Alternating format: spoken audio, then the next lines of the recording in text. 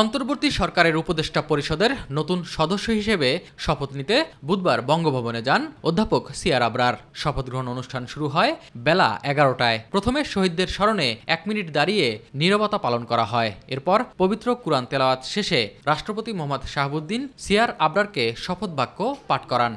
আমি চৌধুরী রফিকুল আবরার সশ্রদ্ধ চিত্তে শপথ করিতেছি যে। শপথ গ্রহণ শেষে সচিবালয়ে নিজ দপ্তর শিক্ষা মন্ত্রণালয়ে যান অধ্যাপক সিআর আবরার। এ সময় মন্ত্রণালয়ের কর্মকর্তা কর্মচারীদের সঙ্গে শুভেচ্ছা বিনিময় করেন তিনি। এরপর গণমাধ্যমের সঙ্গে মত বিনিময় করেন নতুন শিক্ষা উপদেষ্টা।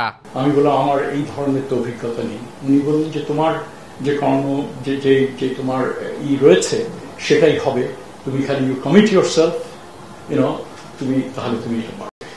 এবং I thought it's a tremendous opportunity for me যে এই ধরনের আস্থা তিনি আমার উপরে রাখেন এবং রাখছেন, এবং আমি মনে করি যে এই যে একটা নাজুক একটা পরিস্থিতি। এদিকে নতুন শিক্ষা উপদেষ্টার কাছে দায়িত্ব হস্তান্তরকালে গণমাধ্যমের সাথে কথা বলেন বিদায়ী শিক্ষা উপদেষ্টা ওয়াহিদ উদ্দিন মাহমুদ। আমি আশা করব যে তার নেতৃত্বে বড় বোধহয় মন্ত্রণালয়ের কার্যক্রম আরো গতিশীল হবে। আমি যতদূর গতি আনতে পেরেছি, অত্যন্ত বিশৃঙ্খল একটা অবস্থার মধ্যে আমরা অন্তর্বর্তীকালীন সরকার দায়িত্ব নিয়েছিল।